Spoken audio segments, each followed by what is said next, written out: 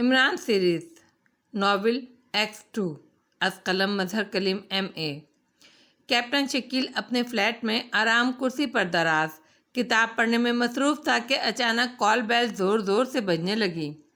Captain Shakeel کال بیل کی آواز سن کر چونکا اور پھر اس نے برا سا منہ بناتے ہوئے کتاب میز پر رکھ دی۔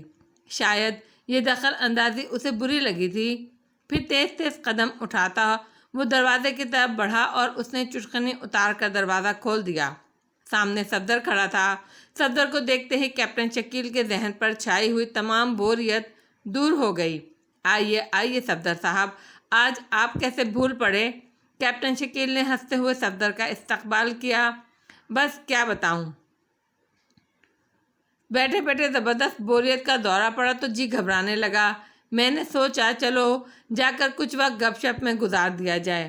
صفدر نے بھی جواباً مسکراتے ہوئے کہا، اور پھر وہ دونوں ڈرائنگ روم میں صوفے پر بیٹھ گئے۔ میں چائے وغیرہ کا انتظام کروں؟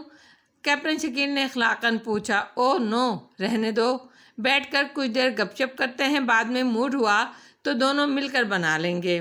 صفدر نے اسے بیٹھنے کا اشارہ کرتے ہوئے کہا۔ کیپٹن شکیل خاموش ہو گیا۔ سناؤ آج کل تمہارے X2 کا کیا حال ہے؟ صفدر نے ہی دوبارہ سلسلہ کلام شروع کیا۔ X2 کا حال؟ کیپٹن شکیل نے بڑے حیرت زدہ لہجے میں کہا۔ X2 کا کیا حال ہو سکتا ہے؟ کیپٹن شکیل کو کچھ مناسب جواب نہ سوچ سکا۔ صفدر کا سوال ہی ایسا اچانک اور قطعی غیر متوقع تھا کہ وہ حیرت زدہ رہ گیا۔ بھلا X2 کا حال پوچھنے کی کیا تک تھی؟ کیپٹن شکیل ابھی اسی ادھیڑ بن میں تھا کہ میز پر رکھے ہوئے ٹیلی فون کی گھنٹی زور زور سے بجنے لگی۔ Hello captain Shakeel, captain Shakeel نے بات کرنے کی پہل کی۔ X2، دوسری طرف سے X2 کی بھرائی ہوئی آواز سنائی دی۔ یس سر، کیپٹن شکیل نے مؤدب لہجے میں کہا۔ کیپٹن شکیل سنو، صفدر کو زخمی کر کے کہیں لے جایا گیا ہے۔ قطع کلامی معاف سر، صفدر تو میرے سامنے بیٹھا ہے اور بالکل ٹھیک ٹھاک ہے۔ کیپٹن شکیل نے صفدر کی طرف بغور دیکھتے ہوئے کہا۔ کیا کہا؟ صفدر تمہارے پاس بیٹھا ہوا ہے؟ X2 نے انتہائی حیرت زدہ لہجے میں کہا، جیسے اس خبر سے اس کے سر پر بم پھٹ پڑا ہو۔ جی ہاں سر، کیپٹن شکیل نے جواب دیا۔ صفدر خاموش بیٹھا ہوا تھا۔ کیپٹن شکیل کے ذہن میں جب سے صفدر آیا تھا کوئی بات کھٹک رہی تھی، ایک پھانس سے چبھ رہی تھی، لیکن اس کا شعور اس نامعلوم سی الجھن کو حل کرنے سے قاصر تھا۔ اسے ریسیور دو، X2 کے لہجے میں غراہٹ آ گئی۔ کیپٹن شکیل نے ریسیور صفدر کو دے دیا۔ صفدر نے خاموشی سے ریسیور کان سے لگا لیا۔ یس سر، میں صفدر بول رہا ہوں، صفدر نے قدرے مؤدب لہجے میں کہا، ویسے اس کے لہجے میں سپاٹ پن کی جھلکیاں نمایاں تھیں۔ تم زخمی ہو گئے تھے؟ X2 نے سوال کیا۔ نہیں جناب، میں تو زخمی نہیں ہوا تھا، آپ کو غلط اطلاع دی گئی ہے، صفدر نے بڑے ہی اعتماد سے کہا۔ تو جس کام کے لیے گئے تھے اس کا کیا بنا؟ X2 نے اضطراب زدہ قدرے گول مول لہجے میں پوچھا۔ جناب، ابھی 15 منٹ پہلے میں آپ کو مکمل رپورٹ دے چکا ہوں، صفدر نے حیرت زدہ لہجے میں جواب دیا۔ 15 منٹ پہلے؟ X2 کی غراہٹ تیز ہو گئی۔ یس سر، صفدر نے بڑے اطمینان سے جواب دیا۔ اچھا، تم یہیں کیپٹن شکیل کے پاس رہو جب تک میں دوبارہ تمہیں ہدایات نہ دوں۔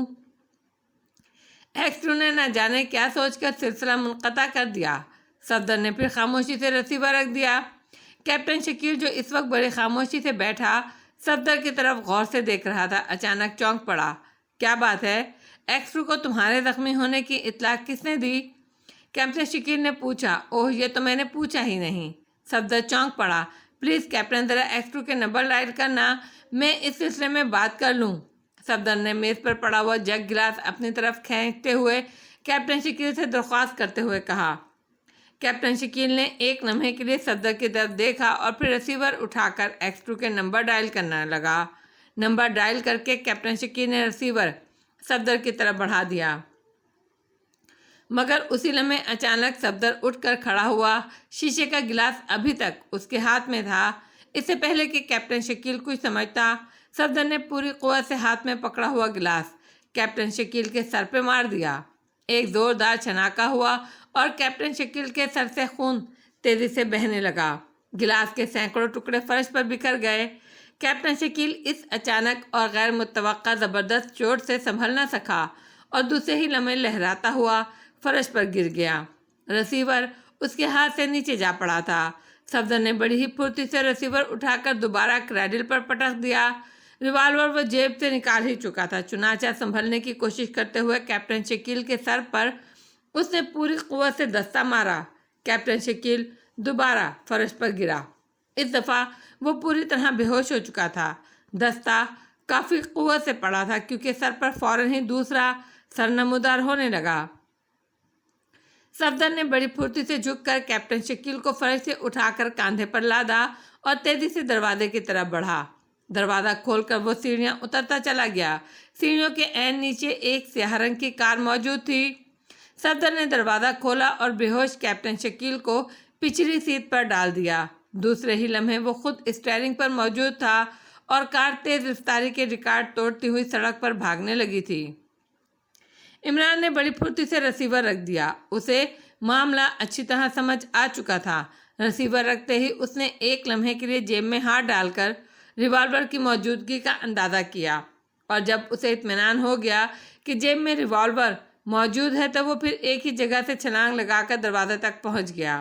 اسی لمحے سلیمان ہاتھ میں چائے کی ٹرے لیے اندر داخل ہوا۔ اس نے عمران کو یوں ایک ہی چھلانگ میں باہر نکلتے دیکھا تو چیخ اٹھا، صاحب چائے! مگر اس سے پہلے کہ سلیمان کو اپنی آواز کا جواب ملتا، عمران سیڑھیاں اتر چکا تھا، اور پھر دوسرے ہی لمحے اس کی کار اسٹارٹ ہونے کی آواز سلیمان کے کان میں آئی۔ صاحب بھی عجیب آدمی ہیں، آتے ہی مجھے اسپیشل چائے کا آرڈر دیا، اور جب میں اتنی محنت کر کے چائے بنا کر لایا تو خود 9-2-11 ہو گئے۔ خیر کوئی بات نہیں، میں ہی پی لیتا ہوں۔ سلیمان نے بڑبڑاتے ہوئے ٹرے میز پر رکھی اور چائے پینے لگا۔ عمران کار کی سپیڈ لمحہ بلمحہ بڑھاتا چلا گیا۔ گو سڑک پر کافی رش تھا، اس کے باوجود اس کی کار کی سپیڈ کسی بھی لمحے اس کے لیے جان لیوا ثابت ہو سکتی تھی، مگر اس نے کم نہیں کی، کیونکہ کار چلانے والا عمران تھا، اس صدی کا عجوبہ۔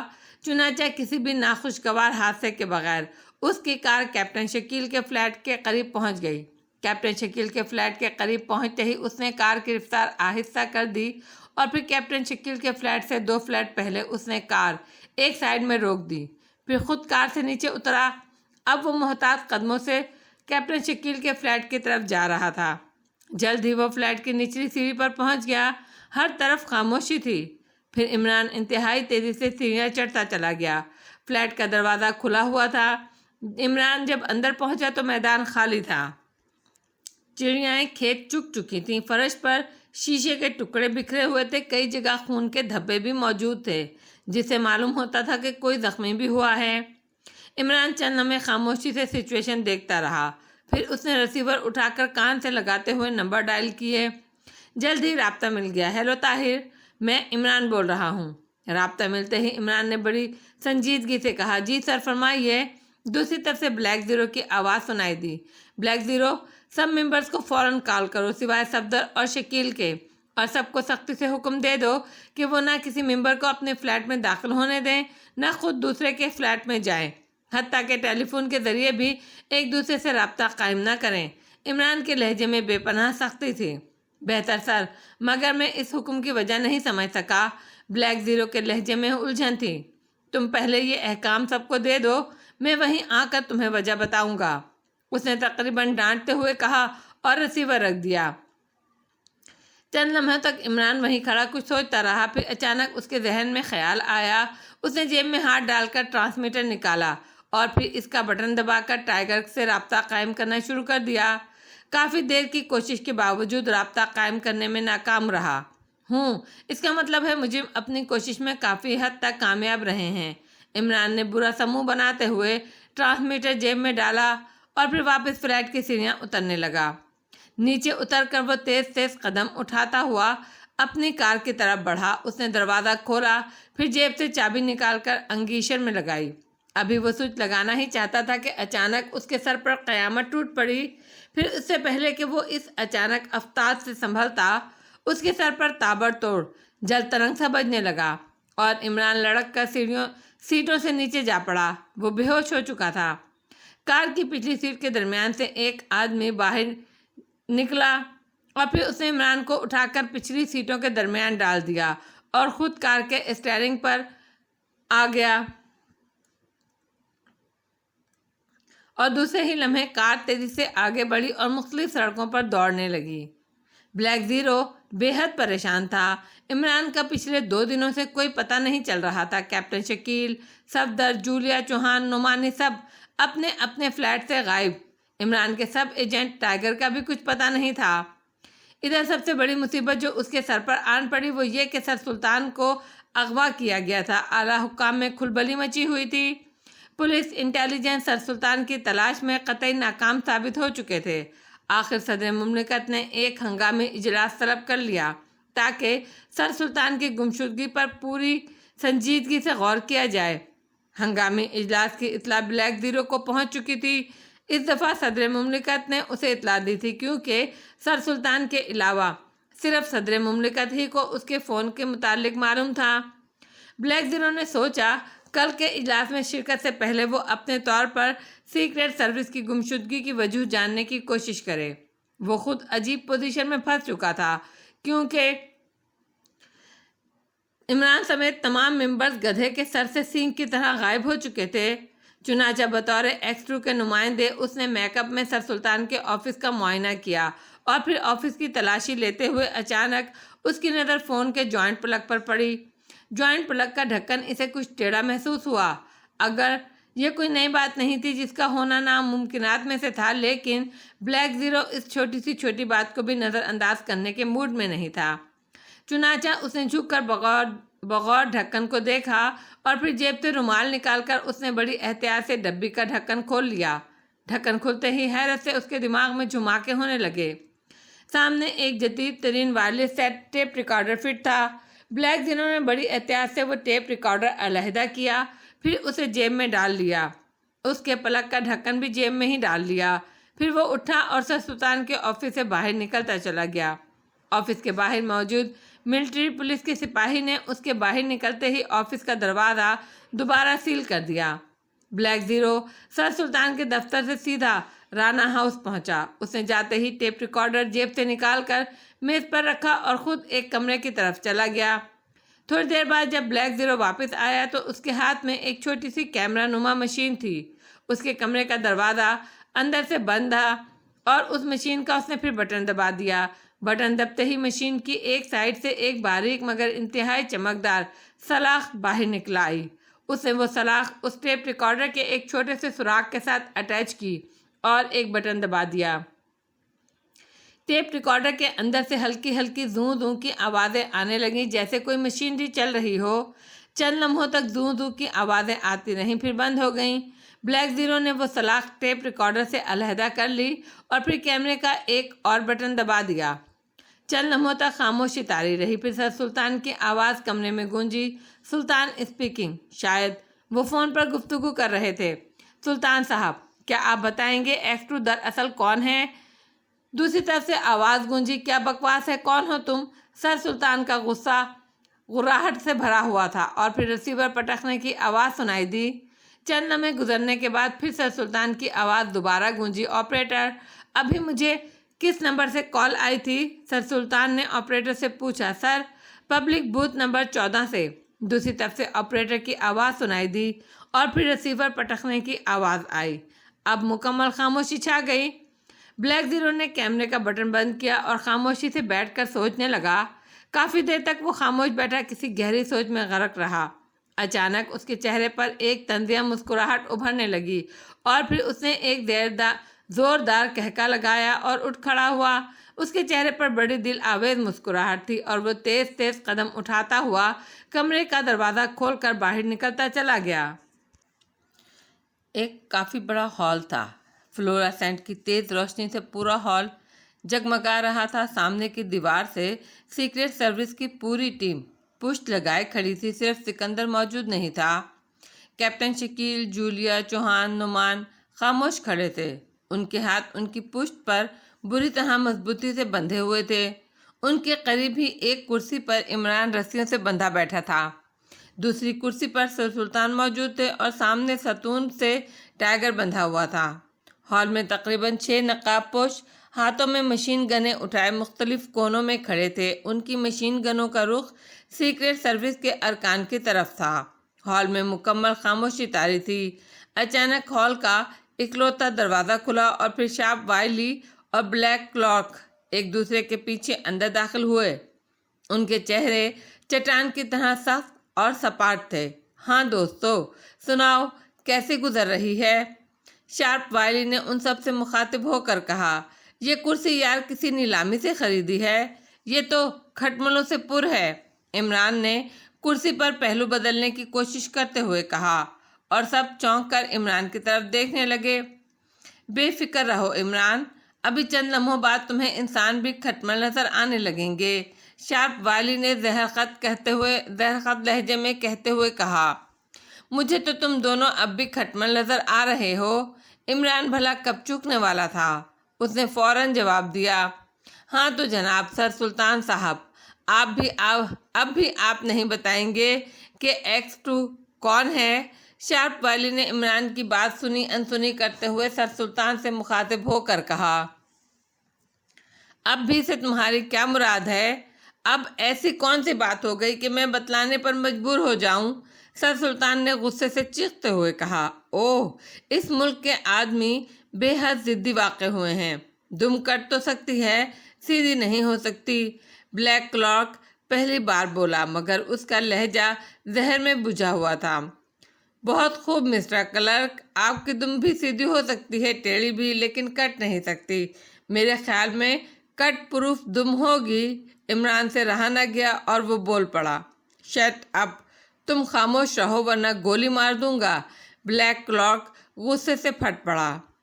आप सब सीक्रेट सर्विस के मेंबरान हैं, लेकिन आप में से किसी को भी मालूम नहीं कि आपका बॉस X2 कौन है। X2 को सिर्फ 2 आदमी जानते हैं, एक सर सुल्तान और दूसरे सदर मुमलिकत। शार्प वाली ने सब मेंबरान से मुखातिब होते हुए कहा। सब मेंबर्स खामोश रहे। आप सब मेंबरान ने इस बार प्रोग्राम बनाया कि X2 की निकाब कुशाई की जाए, इसीलिए आप लोगों ने इमरान का फ़ोन टेप किया, लेकिन कामयाब ना हो सके। शार्प वाली उस वक्त ऐसे बोल रहा था जैसे प्रोफेसर क्लास को लेक्चर दे रहा हो।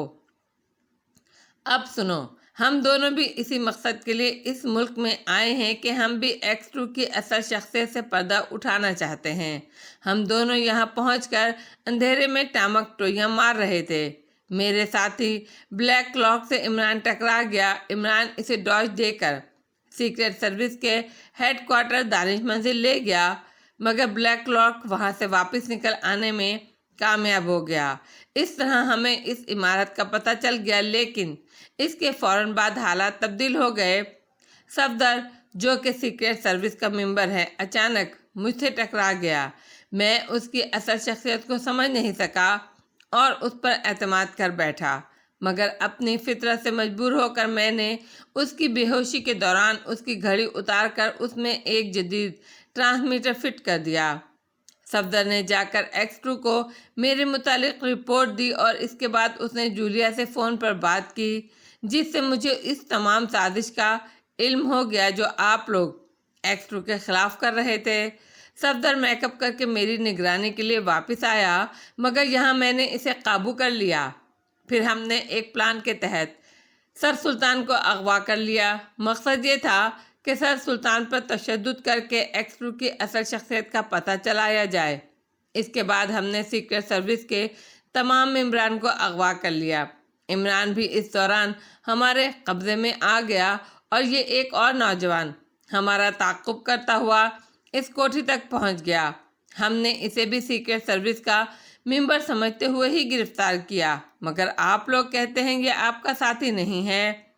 खैर, बहरहाल जो कुछ भी है अभी पता चल जाएगा। आप लोगों को अब तक के हालात का पता चल गया होगा। शार्प वाली ने अपनी तकरीर ख़त्म करते हुए कहा। लेकिन तुम्हारा इस तमाम तकरीर का मकसद क्या है? सर सुल्तान बोले। ये तकरीर मैंने इसलिए की है कि आप सब हजरात तैयार हो जाएं, क्योंकि X2 अभी चंद मिनट में यहाँ पहुँचने वाला है اور پھر اس کی باقاعدہ نقاب کشائی ہوگی۔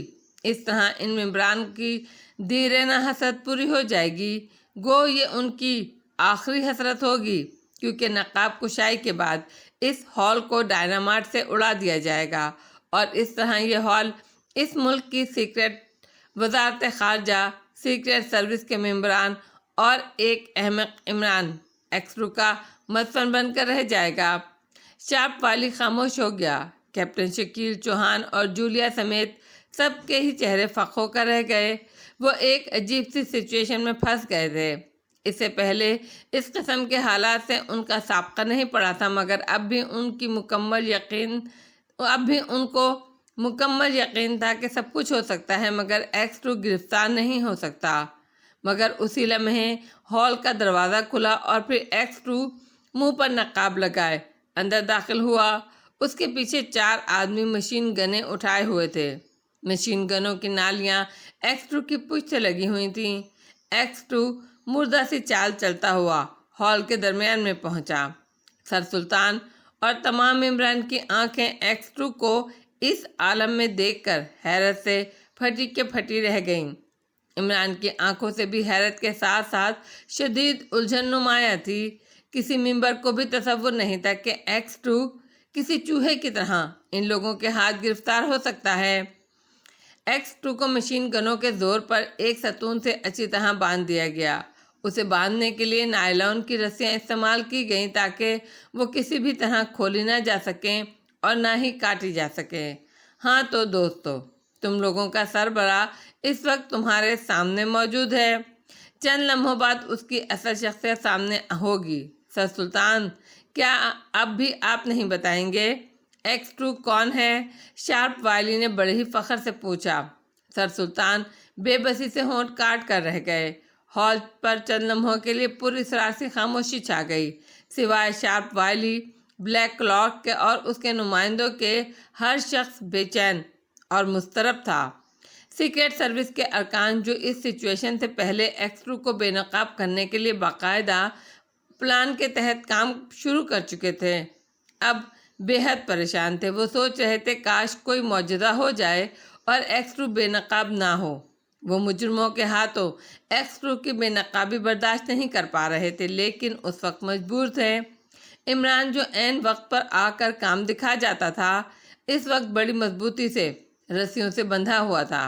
نمبر 2، ایکس2 کا نقاب اتارو، شارپ وائلی نے بڑے پراسرار لہجے میں بلیک کلاک سے مخاطب ہوتے ہوئے کہا، اور ہال میں موجود سیکرٹ سروس کے ممبران کے جسموں میں سردی کی ایک تیز لہر دوڑ گئی، کیونکہ ایک انہونی سی بات ہو رہی تھی۔ ٹھہرو! اچانک عمران کی آواز سے ہال گونج اٹھا اور ایکس2 کی طرف بڑھتے ہوئے بلیک کلاک کے قدم رک گئے۔ سب کی بے چین نظریں عمران کے چہرے پر جم گئیں۔ عمران اس وقت بے حد سنجیدہ تھا۔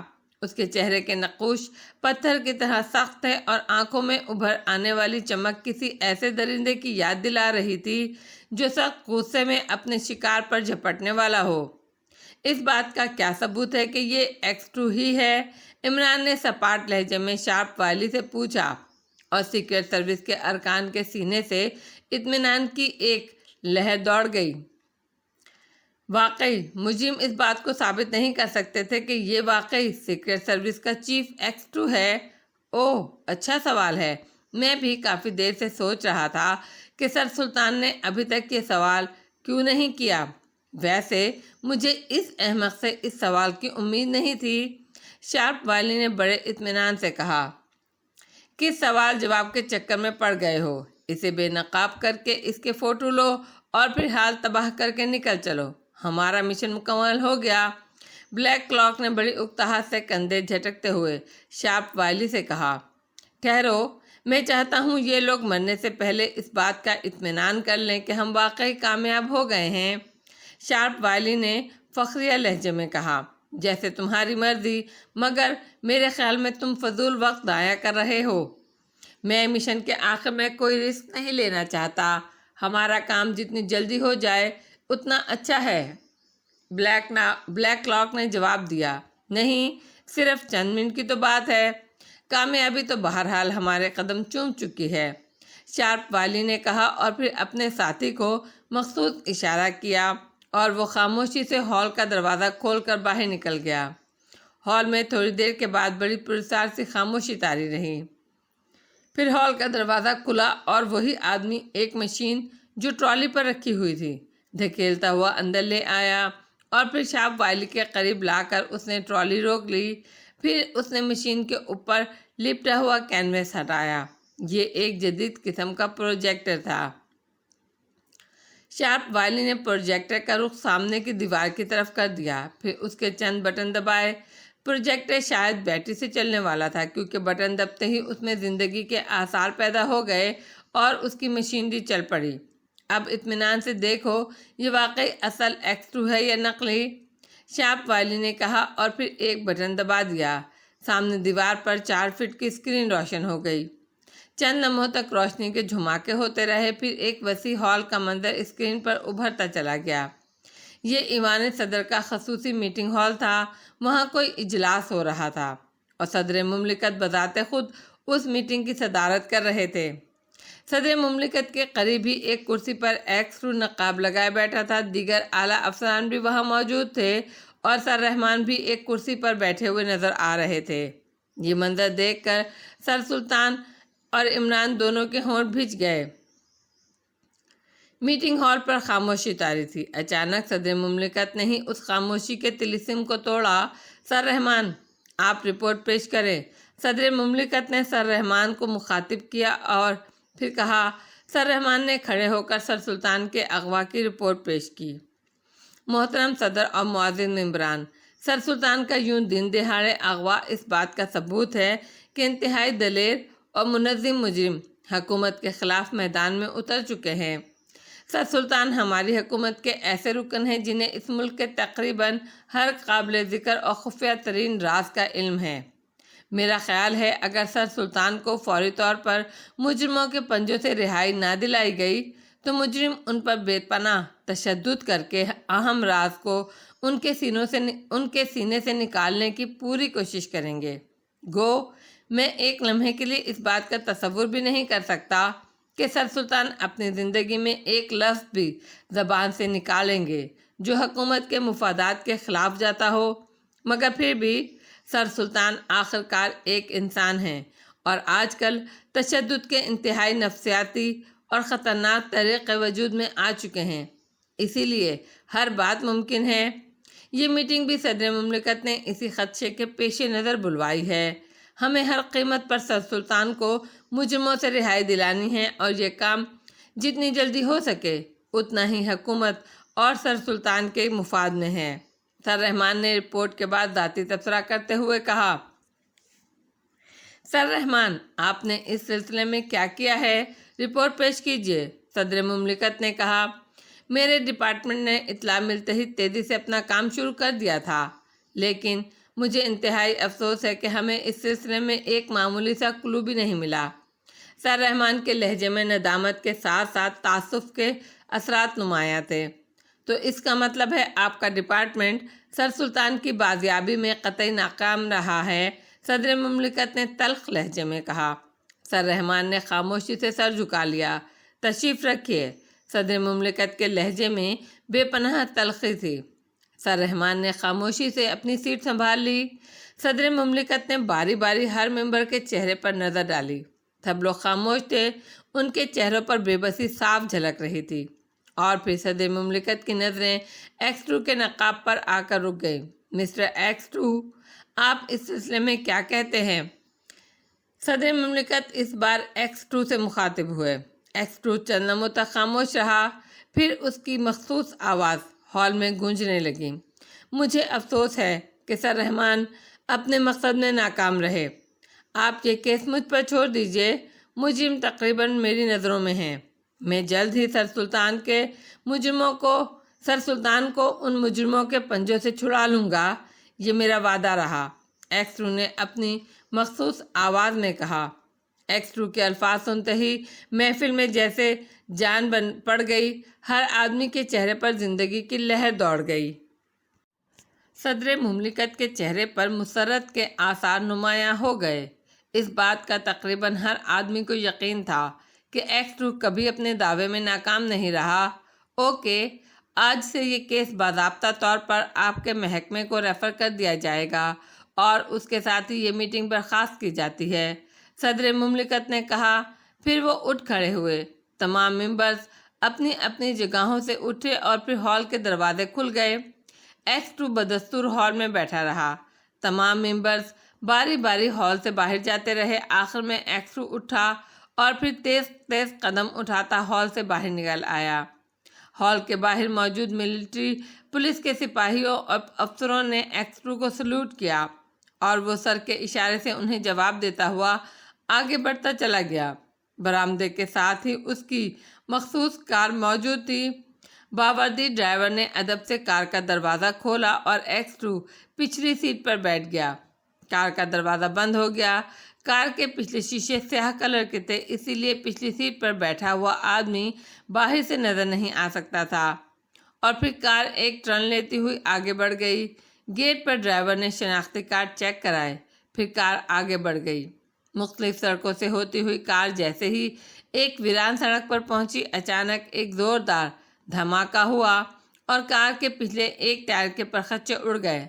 ڈرائیور نے بڑے زوردار طریقے سے بریک لگائے اور کار الٹتے الٹتے بچی۔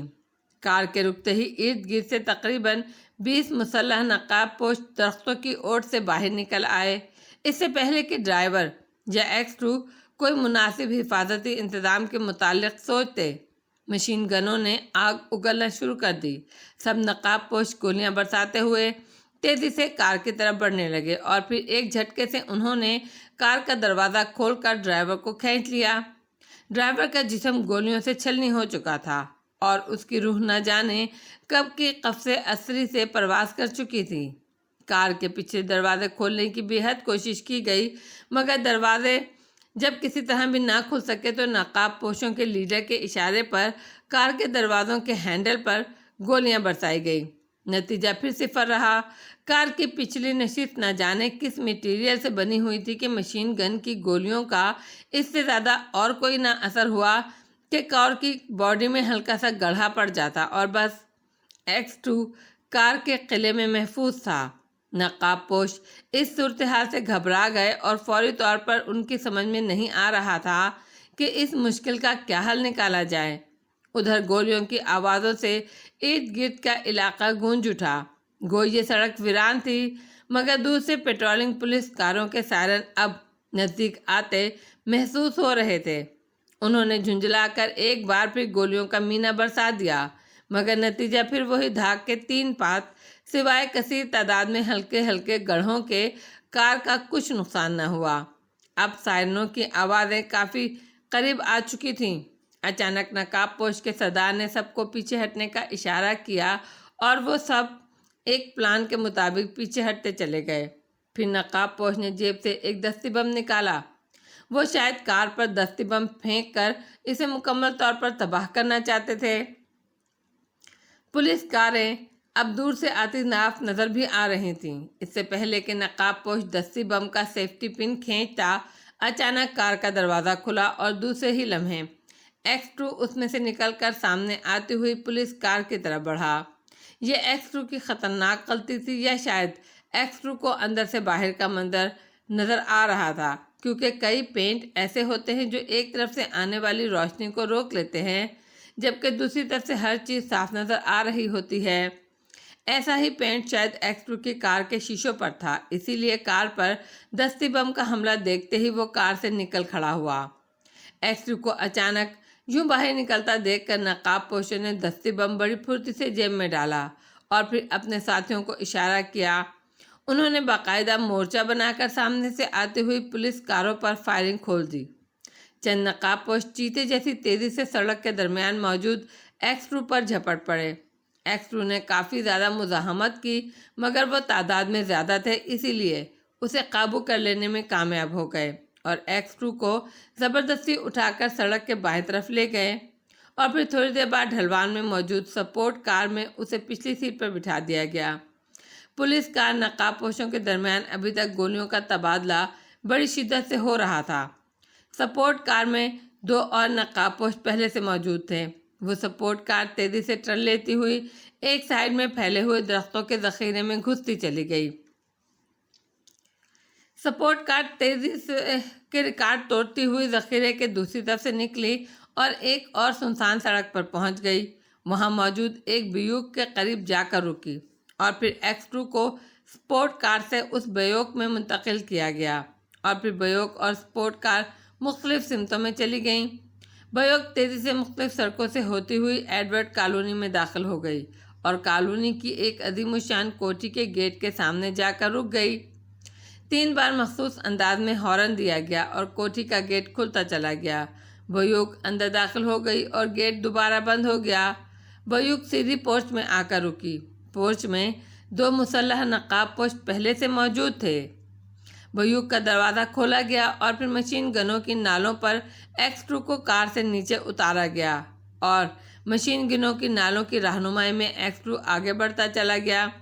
مختلف برآمدوں کمروں سے ہوتے ہوئے وہ سب ایک دروازے کے سامنے جا کر رک گئے۔ ایک نقاب پوش نے دروازے کے قریب لگا ہوا ایک بٹن دبایا اور دروازہ بے آواز کھلتا چلا گیا۔ ایکس2 اندر داخل ہو گیا۔ یہ ایک بہت بڑا ہال تھا جو فلوراسینٹ ٹیوبوں سے جگمگا رہا تھا۔ شارپ والی نے بٹن دبا دیا۔ دیوار پر اسکرین تاریک ہو گئی۔ یہ ایکس2 کی گرفتاری کی مکمل اور واضح فلم تھی۔ شارپ والی نے بڑے فخریہ انداز میں سر سلطان اور عمران کی طرف دیکھا۔ سب کے چہرے فلم دیکھ کر فخر ہو گئے تھے۔ شارپ والی نے اپنے آدمی کو پروجیکٹر لے جانے کا اشارہ کیا اور اس آدمی نے آگے بڑھ کر پروجیکٹر پر کپڑا ڈالا، پھر اسے واپس ہال کے دروازے کی طرف لے گیا۔ ہال میں مکمل خاموشی طاری تھی۔ عمران کو ایکس2 کے اصل ہونے کا حتمی ثبوت مل چکا تھا۔ اب کم از کم اس سلسلے میں کوئی گنجائش باقی نہیں رہ گئی تھی کہ گرفتار ہونے والا ایکس2 اصلی تھا، نقلی نہیں۔ کیا اب بھی کسی مزید ثبوت کی ضرورت ہے؟ شارپ والی نے بڑے فاخرانہ انداز میں عمران سے پوچھا۔ عمران حیرت سے سر ہلا کر رہ گیا۔ تم زیادہ حیرت میں نہ پڑو، یہ ہمارے جدید ترین اور خود کار اٹامک کیمرے کا کمال ہے جس نے اتنی مکمل اور واضح فلم تیار کر لی ہے۔ شارپ والی نے کہا، کیا یہ فلم تم نے صرف اس لیے تیار کی ہے کہ ہمیں ایکس2 کے اصلی ہونے کا ثبوت دے سکو؟ سر سلطان نے فلم ختم ہونے کے بعد پہلی مرتبہ پوچھا، کیا بچوں جیسا سوال کیا ہے آپ نے؟ ہم نے یہ فلم اپنے حکام کو مطمئن کرنے کے لیے تیار کی ہے۔ ہم نے جس ایکس2 کو بے نقاب کیا ہے اور جس ایکس2 کا خاتمہ کیا ہے وہ جعلی نہیں، اصلی تھا۔ شارپ والی نے حقارت آمیز لہجے میں سر سلطان کے سوال کا جواب دیا۔ چلو نمبر 2، اب تم ایکس2 کی نقاب کشائی کی رسم ادا کرو۔ شارپ والی نے بلیک لاک سے مخاطب ہو کر کہا اور بلیک لاک ستون سے بندھے ہوئے ایکس2 کی طرف بڑھنے لگا۔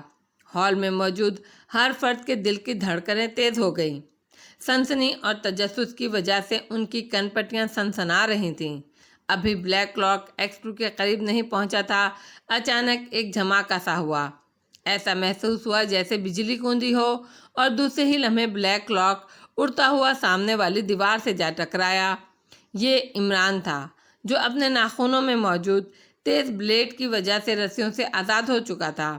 عمران کی جست انتہائی حیرت انگیز تھی۔ عمران کے دھکے سے بلیک لاک دور جا گرا اور اب عمران ایکس2 کے سامنے سینہ تانے کھڑا تھا۔ اس کے ہاتھ میں خنجر چمک رہا تھا۔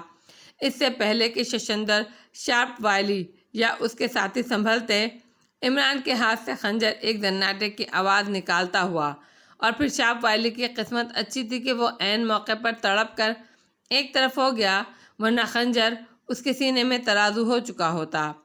دیوار سے لگے ہوئے سیکرٹ سروس کے ممبران نے حرکت کرنا چاہی، مگر دوسرے ہی لمحے جس جگہ عمران کھڑا تھا اچانک وہ جگہ پھٹی اور عمران اس میں گرتا چلا گیا۔ شارپ والی تڑپ کر ایک میز پر گرا تھا۔ اس نے بڑی پھرتی سے میز پر لگا ہوا ایک بٹن دبایا۔ عمران ہال سے یوں غائب ہو چکا تھا جیسے اس کا وجود وہاں کبھی نہیں رہا ہو۔ فرش دوبارہ برابر ہو چکا تھا۔ کوئی بھی حرکت کرے تو بلا دریغ گولی مار دینا، شارپ والی ہذیانی انداز میں چیخا اور مشین گن برادروں نے مشین گن کے ٹریگروں پر انگلیوں کی گرفت سخت کر لی۔ اس سے پہلے کہ مزید حرکت ہوتی، شارپ والی چیتے کی طرح X2 کی طرف لپکا اور دوسرے ہی لمحے اس نے ایک جھٹکے سے X2 کے منہ پر پڑا ہوا نقاب کھینچ دیا اور پھر سارا ہال حیرت زدہ چیخوں سے گونج اٹھا۔ یہ چیخیں سیکرٹ سروس کے ممبران کے حلق سے بے اختیار نکلی تھیں اور شاپ والی بڑی گہری نظروں سے بے نقاب X2 کو دیکھ رہا تھا، جیسے وہ کسی عجوبے کو دیکھ رہا ہو۔ عمران قلع بازیاں کھاتا ہوا خلا میں گرتا چلا گیا۔ وہ اس انداز سے گرا تھا کہ سنبھلتے ہوئے بھی وہ نیچے فرش پر کمر کے بل جا گرا۔ گو کہ چوٹ کافی سے زیادہ آئی تھی، مگر حالات اس قسم کے تھے کہ وہ اس چوٹ کی پرواہ کیے بغیر اسپرنگ کی طرح اچھل کر کھڑا ہو گیا۔ یہ ایک چھوٹا سا کمرہ تھا جو چاروں طرف سے بند تھا، صرف بائیں طرف ایک دروازہ تھا۔ عمران جھپٹ کر دروازے کی طرف بڑھا، مگر اسٹیل کا بنا ہوا دروازہ باہر سے بند تھا۔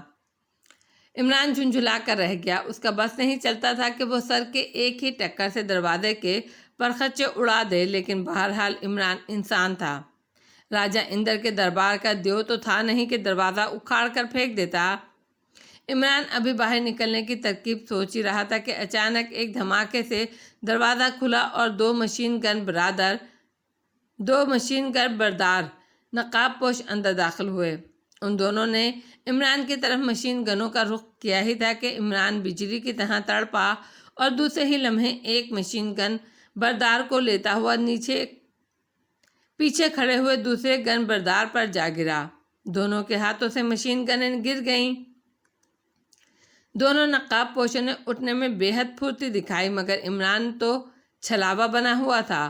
وہ ان دونوں سے پہلے ہی اٹھ کھڑا ہوا اور پھر ان دونوں کی شامت آ گئی۔ عمران کو کافی دنوں کے بعد لڑنے کا موقع ملا تھا۔ اس نے ایک نقاب پوش پر کراٹے کا زبردست وار کیا اور وہ اوہ کرتا ہوا دوہرا ہو گیا۔ دوسرا نقاب پوش مشین گن کی طرف لپکا ہی تھا کہ عمران کی لات پوری قوت سے اس کے کولہوں پر پڑی۔ اب تو عمران مشین بن گیا۔ اس نے دونوں نقاب پوشوں کو اٹھنے نہیں دیا اور پھر وہ دونوں دوہرے ہوئے نقاب پوشوں کی گردنوں پر اس کی کھڑی ہتھیلی کا وار پڑا۔ کھٹاک کی آواز آئی اور اس کے ساتھ ہی ایک ہلکی سی چیخ ابھری۔ اس کی گردن ٹوٹ چکی تھی اور وہ تڑپے بغیر ڈھیر ہو گیا۔ دوسرے کو اچانک عمران نے ہاتھوں پر اٹھایا اور پھر اس سے پہلے کہ وہ سنبھلتا، عمران نے اسے سر پر گھما کر پوری قوت سے دیوار پر دے مارا۔ نقاب پوش کے سر کے پرخچے اڑ گئے اور دماغ چیتڑوں کی طرح دیوار سے لٹکا رہ گیا۔ عمران نے جھپٹ کر ایک نقاب پوش کا نقاب اتارا اور اسے منہ پر لگا کر اس نے ایک مشین گن اٹھا لی اور دروازے سے باہر کود گیا۔ باہر ایک طویل گیلری تھی جو خالی پڑی تھی۔ گیلری کے اختتام پر سڑیاں اوپر جا رہی تھیں۔ عمران تیزی سے گیلری میں دوڑتا ہوا ایک کے بجائے دو سیڑھیاں پھلانگتا ہوا اوپر چڑھتا چلا گیا۔ اوپر ایک گیلری تھی۔ دروازے سے باہر نکلتے ہی دو نقاب پوشوں سے مٹبھیڑ ہوئی اور وہ دونوں دوسری طرف رخ کیے ہوئے تھے۔ عمران نے بغیر کسی تکلیف کے مشین گن کا دہانہ کھول دیا۔ تڑتڑاہٹ کی آواز آئی اور وہ دونوں چیخ مار کر ڈھیر ہو گئے۔ ان کے جسموں میں بے شمار سوراخ ہو چکے تھے۔ پوری عمارت گولیوں کے دھماکوں سے گونج اٹھی، مگر عمران پرواہ کیے بغیر آگے بڑھتا چلا گیا۔ یہ گراؤنڈ فلور تھا۔ اچانک ایک کمرے میں عمران کو روشنی نظر آئی اور وہ تیزی سے اس کمرے میں داخل ہو گیا۔ کمرے کا دروازہ اندر سے بند نہیں تھا، اسی لیے اسے کوئی دقت پیش نہ آئی۔ کمرہ خالی تھا۔ اسی لمحے گیلری میں بہت سے لوگوں کے قدموں کی آوازیں سنائی دیں۔ عمران نے پھرتی سے دروازہ بند کر کے چٹکنی چڑھا دی۔ اب وہ تیزی سے کمرے کے دوسرے دروازے کی طرف بڑھا۔ یہ دروازہ بھی ایک چھوٹی سی گیلری میں کھلتا تھا۔ سامنے ایک بڑا دروازہ تھا جو بند تھا۔ دروازے کی ساخت سے معلوم ہو رہا تھا کہ یہ کمرہ ساؤنڈ پروف ہے۔ دروازے کے عین اوپر شیشے کا ایک بڑا روشن دان تھا۔ عمران نے ایک لمحے کے لیے ادھر ادھر دیکھا اور پھر مشین گن کو بیلٹ کے ساتھ کاندھے پر لٹکا کر بندر کی طرح دروازے کے ہینڈل پر پیر رکھتا ہوا اوپر چڑھتا چلا گیا۔ دروازے کے اوپر شاید ڈیزائن کے لیے ایک چھوٹی سی کارنس بنی ہوئی تھی۔ اس نے پیر اس کارنس پر ٹکائے اور روشن دان سے دیکھنے لگا۔ اندر کا منظر دیکھتے ہی اس کے گلے سے نکلنے والے بے اختیار قہقہے کو بڑی مشکل سے اس نے روکا۔ X2 کی نقاب کشائی ہو چکی تھی اور وہاں X2 کے بجائے سلیمان کھڑا آنکھیں جھپکا رہا تھا۔ اس کی شکل دیکھ کر ایسا محسوس ہو رہا تھا جیسے کسی الو کو پکڑ کر دھوپ میں بٹھا دیا گیا ہو۔ بلیک زیرو ٹیپ سن کر تمام معاملات کو اچھی طرح سمجھ چکا تھا۔ اب وہ مجرموں کی چال مجرموں پر ہی الٹنا چاہتا تھا۔ اس کے ذہن میں ایک شاندار ترکیب آئی اور اس نے اس ترکیب پر عمل کرنے کا قطعی فیصلہ کر لیا۔ پھر مسکراتے ہوئے میز کے کنارے پر لگا ہوا ایک بٹن دبا دیا۔ چند لمحوں بعد جوزف اندر داخل ہوا۔ مسٹر طاہر، یس، جوزف نے بڑے مؤدبانہ لہجے میں کہا۔ جوزف، عمران کے فلیٹ سے سلیمان کو بلا کر لاؤ، جلدی، بلیک زیرو نے اسے حکم دیا۔ مسٹر طاہر، آپ مجھے بتائیں کیا کام ہے؟ وہ باورچی بھلا کہاں کام کر سکتا ہے؟ جوزف نے سلیمان کا نام سن کر برا سا منہ بناتے ہوئے کہا۔ جوزف، عمران کی جان خطرے میں ہے اور صرف سلیمان ہی اس کی جان بچا سکتا ہے، اس لیے جتنی جلدی ہو سکے سلیمان کو یہاں لے آؤ، بلیک زیرو نے تحکمانہ لہجے میں کہا۔ بہتر جناب، اگر باس کی جان خطرے میں ہے تو ابھی سلیمان کو حاضر کرتا ہوں۔ اگر وہ اپنے پیروں پر چل کر نہ آیا تو اٹھا کر لے آؤں گا۔ عمران کی جان کو خطرہ سن کر جوزف تیزی سے بولا۔ جلدی جاؤ، وقت ضائع مت کرو، بلیک زیرو نے اسے ڈانٹ دیا اور جوزف تیزی سے دروازے سے باہر نکل گیا۔ بلیک زیرو اٹھا اور اندر کمرے میں چلا گیا۔ چند لمحوں بعد جب وہ واپس آیا تو اس کے ہاتھ میں ایک جدید قسم کی گھڑی تھی۔ اس نے گھڑی لا کر میز پر رکھی۔ تقریباً آدھے گھنٹے بعد دروازہ کھلا اور جوزف اندر داخل ہوا۔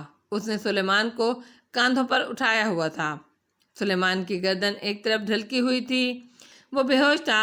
جوزف نے سلیمان کو لا کر میز کے سامنے پڑے ہوئے صوفے پر لٹا دیا۔ مسٹر طاہر، یہ آنے میں نخرے کر رہا تھا، اسی لیے میں نے ایک ہلکا سا لفٹ ہک لگا دیا، جوزف نے بڑے فخر سے کہا۔ جوزف، میں تمہاری شکایت عمران سے کروں گا۔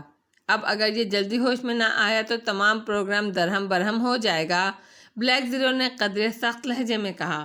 مسٹر طاہر، یہ شرافت سے نہیں آ رہا تھا، اسی لیے مجبوری تھی۔ آپ نے کہا تھا جلدی لے کر آؤ، اور اسے جلدی لے کر آنے کی اس کے سوا کوئی صورت نہیں تھی، جوزف نے دھیمے لہجے میں کہا۔ اب اسے ہوش میں لے آؤ، جلدی کرو، بلیک زیرو نے کہا، اور جوزف نے میز پر پڑا ہوا پانی کا گلاس اٹھا کر سلیمان کے منہ پر الٹ دیا۔ سلیمان نے چونک کر آنکھیں کھولیں۔ بچاؤ، بچاؤ، اس کالے دیو سے بچاؤ، سلیمان نے ہوش میں آتے ہی شور مچانا شروع کر دیا۔ جوزف، تم باہر جاؤ، بلیک زیرو نے سلیمان کی چیخ و پکار سنی انسنی کرتے ہوئے جوزف سے کہا۔ جوزف خاموشی سے باہر چلا گیا۔ بلیک زیرو نے اٹھ کر دروازہ بند کر دیا۔ سلیمان اس دوران خاموش ہو چکا تھا اور اب وہ آنکھیں پھاڑے کمرے کو دیکھ رہا تھا۔ سلیمان، دھیان سے میری بات سنو، عمران صاحب نے تمہارے ذمے ایک اہم کام لگایا ہے، بلیک زیرو نے اسے سمجھاتے ہوئے کہا۔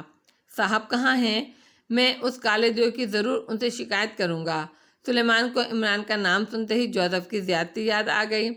تم میری بات سنو، عمران کی جان شدید خطرے میں ہے، اگر تم نے سنجیدگی اور ذمہ داری سے کام نہ کیا تو عمران کی لاش ہی تمہیں ملے گی، بلیک زیرو نے لاش پر زور دیتے ہوئے کہا۔ ارے باپ رے، لاش، جلدی سے بتاؤ کیا کام ہے؟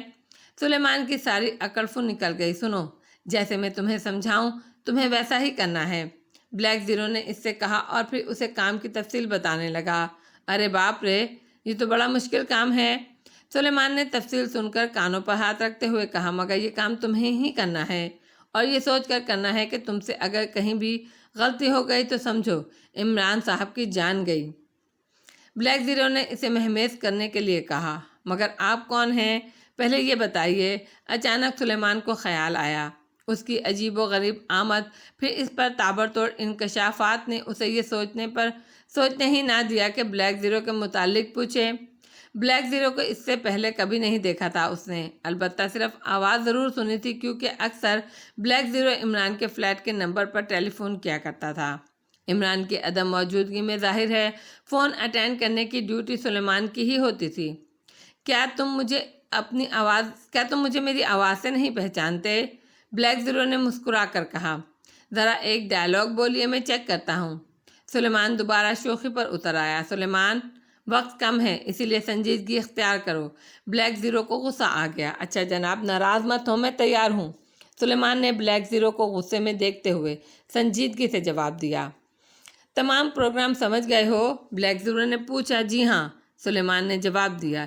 इधर कमरे में सामने हैंगर पर एक लिबास लटका हुआ है, वो जाकर पहन लो, ब्लैक ज़ीरो ने उसे कहा और सुलेमान उठकर उस कमरे में चला गया।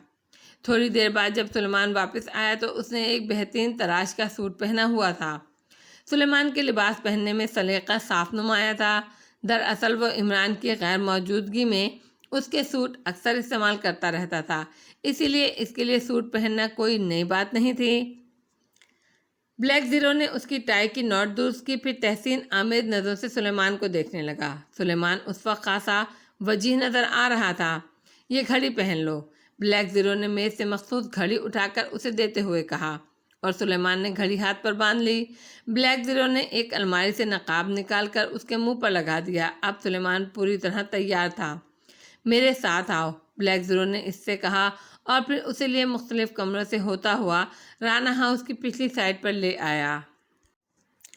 ये कोठी इस तर्ज पर बनाई गई थी कि इसके दोनों तरफ रुख थे और एक तरफ ये देखकर कोई तसव्वुर नहीं कर सकता था कि इसका रुख दूसरी तरफ भी हो सकता है।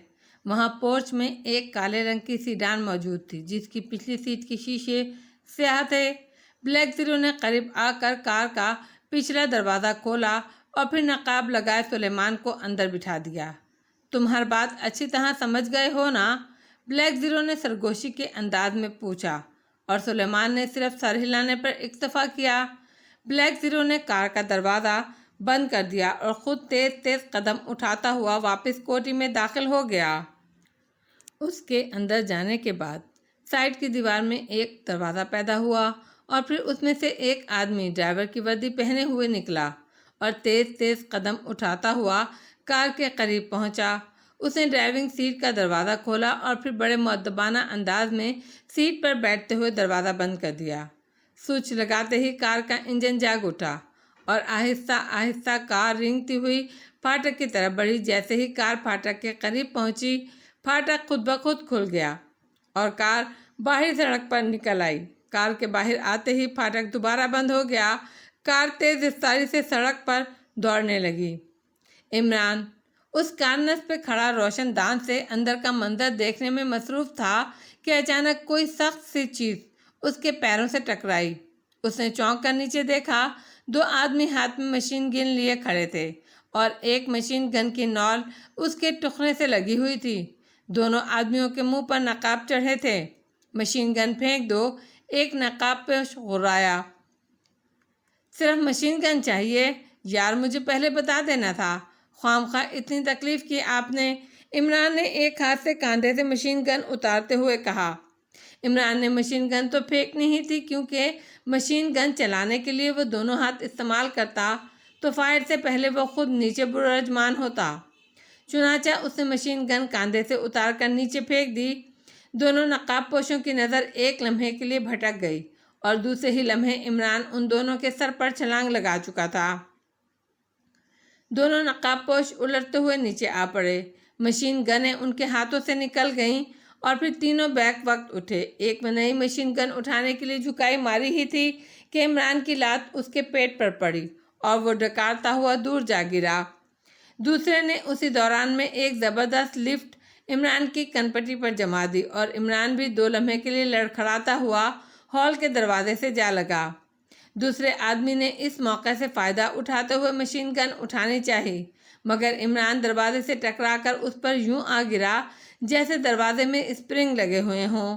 लेकिन वो आदमी साइड काट गया और इमरान अपने ही जोर में आगे निकलता चला गया और पीछे से दूसरे आदमी ने उसे ज़ोरदार लात टिका दी। इमरान सीधा सामने वाले कमरे के दरवाजे की तरफ भागता चला गया। उसी लम्हे दरवाजे में 2 और नकाबपोश नमूदार हुए। उनके हाथों में भी मशीन गनें थीं।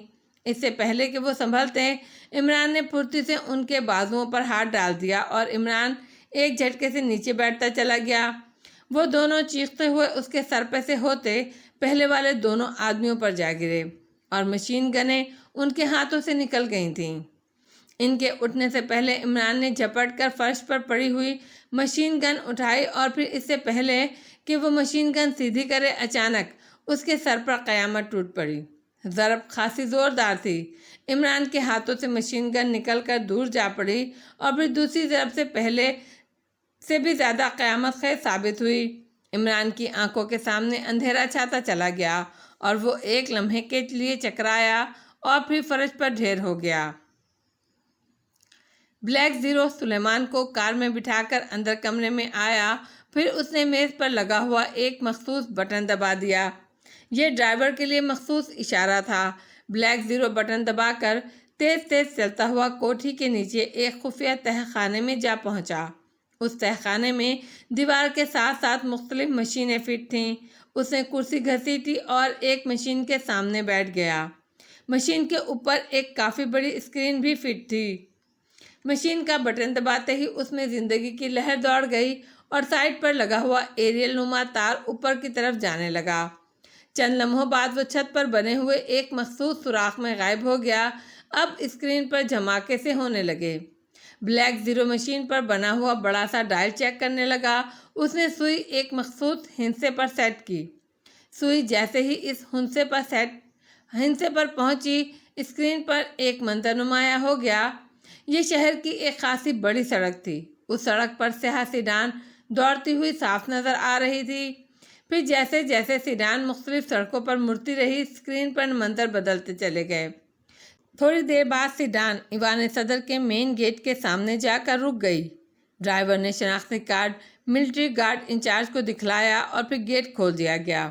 سیڈان اندر داخل ہو گئی اور ایک مخصوص پورچ میں جا کر رک گئی۔ سیڈان کے رکتے ہی سب سے پہلے ڈرائیور باہر نکلا اور خاموشی سے برآمدہ پار کر کے ایک طرف چلا گیا۔ چند لمحوں بعد کار کا پچھلا دروازہ کھلا اور سلیمان باہر نکلا۔ اب اس کا رخ اندرونی دروازوں کی طرف تھا۔ وہ بڑے وقار سے قدم اٹھاتا رہا اور دروازے پر کھڑے اسپیشل ملٹری پولیس کے آفیسرز نے سلیمان کو زوردار سلوٹ کیا اور ایک آفیسر نے آگے بڑھ کر دروازہ کھول دیا اور مؤدبانہ انداز میں پیچھے ہٹ گیا۔ سلیمان نے سلام کے جواب میں صرف سر ہلانے پر اکتفا کیا۔ دروازے سے وہ ہال میں داخل ہو گیا۔ وہ اس وقت بہترین ایکٹنگ کر رہا تھا۔ اس کی ایکٹنگ دیکھ کر کسی کو شک بھی نہیں پڑ سکا۔ نقاب کے پیچھے ایکٹر کے بجائے کوئی اور شخصیت موجود ہے۔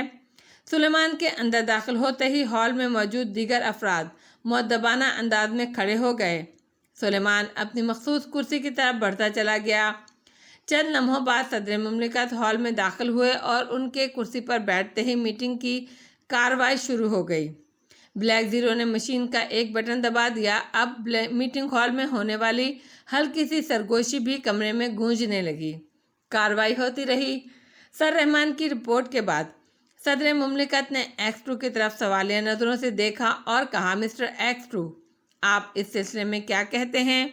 بلیک زیرو نے تیزی سے مشین کا ایک بٹن اور دبایا اور پھر مشین کے ساتھ لگا ہوا مائک اٹھا کر منہ کے قریب لے گیا۔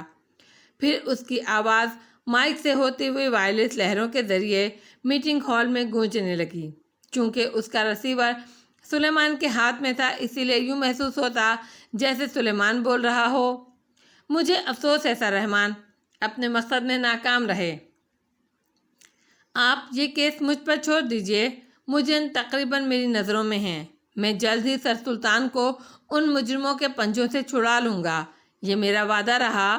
بلیک زیرو نے ایکس 2 کی مخصوص آواز میں کہا اور مائک رکھ دیا۔ ایکس 2 کے اس وعدے کا میٹنگ کے ارکان پر مثبت اثر پڑا اور صدر مملکت نے سر رحمان کو کیس باقاعدہ طور پر سیکرٹ سروس کو ریفر کرنے کا حکم دیا اور پھر میٹنگ برخاست ہو گئی۔ میٹنگ برخاست ہوتے ہی صدر مملکت اٹھ کر چلے گئے۔ اس کے بعد باقی ممبران بھی ہال سے باہر نکل آئے۔ سب سے آخر میں سلیمان اٹھا اور وہ تیز تیز قدم اٹھاتا ہوا ہال سے باہر نکل آیا۔ ہال کے باہر ملٹری پولیس کے سپاہیوں اور افسروں نے اسے سلوٹ کیا۔ وہ سر کے اشارے سے انہیں جواب دیتا ہوا آگے بڑھتا چلا گیا۔ برآمدے کے ساتھ ہی اس کی مخصوص کار موجود تھی۔ باوردی ڈرائیور نے ادب سے کار کا دروازہ کھولا اور سلیمان پچھلی سیٹ پر بیٹھ گیا۔ دروازہ بند ہوتے ہی کار ایک ٹرن لیتی ہوئی گیٹ کی طرف بڑھتی چلی گئی۔ گیٹ پر ڈرائیور نے شناختی کارڈ چیک کرائے اور کار آگے بڑھ گئی۔ بلیک زیرو اب سنبھل کر بیٹھ گیا کیونکہ اس کے سارے پلان کا نتیجہ اب ہی تو ظاہر ہونا تھا۔ مختلف سڑکوں سے ہوتی ہوئی جیسے ہی کار ایک ویران سڑک پر پہنچی، اچانک ایک زوردار دھماکہ ہوا۔ کار کے پچھلے ٹائر کے پرخچے اڑ گئے۔ بلیک زیرو اچھل پڑا۔ حملہ شروع ہو چکا تھا۔ ڈرائیور نے زوردار طریقے سے بریک لگائے اور کار الٹتے الٹتے بچ گئی۔ کار کے رکتے ہی ارد گرد سے تقریباً 20 کے قریب مسلح نقاب پوش درختوں کی اوٹ سے باہر نکل آئے۔ ان کے ہاتھوں میں موجود مشین گنوں نے آگ اگلنی شروع کر دی اور سب نقاب پوش گولیاں برساتے ہوئے تیزی سے کار کی طرف بڑھنے لگے، اور پھر ایک جھٹکے سے انہوں نے کار کا دروازہ کھول کر ڈرائیور کو باہر نکال لیا۔ ڈرائیور کا جسم گولیوں سے چھلنی ہو چکا تھا۔ اس کی روح نہ جانے کب قفس عصری سے پرواز کر چکی تھی۔ بلیک زیرو نے دیکھا سلیمان بھی گھبرا کر دروازہ کھولنے والا تھا اور ہینڈل پر ہاتھ رکھ رہا تھا۔ خبردار سلیمان، خاموشی سے بیٹھے رہو۔ کار کی پچھلی سیٹ بلٹ پروف ہے، گولیاں تمہارا کچھ نہیں بگاڑ سکتی، بلیک زیرو نے تیزی سے مائک پر سلیمان سے کہا۔ سلیمان نے ہینڈل پر سے ہاتھ ہٹا لیا۔ نقاب پوشوں نے کار کے پچھلے دروازے کھولنے کی بے حد کوشش کی، مگر دروازے جب ان سے نہیں کھل سکے تو انہوں نے اپنے لیڈر کے اشارے پر کار کے دروازوں کے ہینڈل پر گولیاں برسانا شروع کر دیں، مگر نتیجہ پھر بھی صفر رہا۔ نقاب پوش شاید اس صورتحال سے گھبرا گئے کیونکہ ان کا مشن فیل ہو رہا تھا اور گولیوں کی آوازوں سے ارد گرد کا علاقہ گونج اٹھا تھا۔ ادھر دور سے پیٹرولنگ پولیس کار کے سائرن بھی اب نزدیک آتے محسوس ہو رہے تھے، چنانچہ انہوں نے جھنجھلا کر کار پر ایک بار پھر گولیوں کا مینا برسا دیا۔ اچانک بلیک زیرو نے نقاب پوشوں کو پیچھے ہٹتے دیکھا، جیسے وہ ایک پلان کے تحت پیچھے ہٹتے چلے گئے ہوں۔ پھر نقاب پوش لیڈر نے جیب سے دستی بم نکالا اور بلیک زیرو گھبرا گیا کیونکہ بم سے یقیناً کار تباہ ہو جاتی۔ ادھر پولیس کاریں بھی اب دور سے آتی ہوئی نظر آ رہی تھیں۔ سلیمان، باہر نکلو، جلدی کرو، بلیک زیرو نے مائک پر چیختے ہوئے سلیمان کو حکم دیا۔ مگر گولیاں، سلیمان نے خوفزدہ انداز میں کچھ کہنا چاہا۔ ایسی خطرناک سچویشن سے اس کا کبھی پالا نہیں پڑا تھا، اسی لیے خوف سے اس کی سٹی گم ہو رہی تھی۔ باہر نکلو، وہ کار پر دستی بم پھینکنے والے ہیں، بلیک زیرو چیخا۔ بم کا سنتے ہی سلیمان نے بجلی کی سی تیزی سے کار کا دروازہ کھولا اور باہر چھلانگ لگا دی۔ دوسرے ہی لمحے وہ سامنے سے آنے والی کار کی طرف بڑھا۔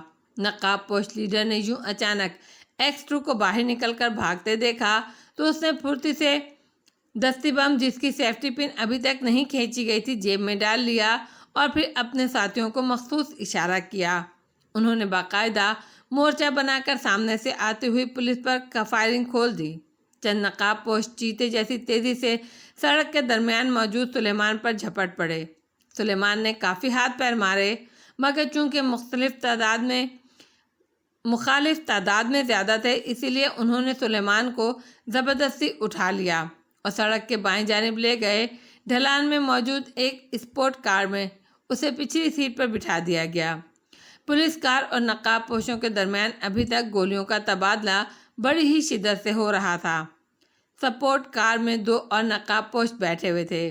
پھر سپورٹ کار تیزی سے ٹرن لیتی ہوئی ایک سائیڈ میں پھیلے ہوئے درختوں کے ذخیرے میں گھستی چلی گئی اور ذخیرے سے ہوتی ہوئی وہ ایک اور سنسان سی سڑک پر پہنچ گئی۔ پھر وہاں موجود ایک بیوق کار کے قریب جا رکی۔ سلیمان کو اس سپورٹ کار سے بیوق کار میں منتقل کیا گیا اور پھر بیوق تیزی سے مختلف سڑکوں سے ہوتی ہوئی ایڈورڈ کالونی کی ایک عظیم الشان کوٹھی کے گیٹ میں داخل ہو گئی۔ پورچ میں بیوق رکتے ہی 2 مسلح نقاب پوش جو وہاں پہلے سے موجود تھے، انہوں نے تیزی سے کار کا دروازہ کھولا اور پھر مشین گنوں کی نالوں پر سلیمان کو کار سے نیچے اتار لیا۔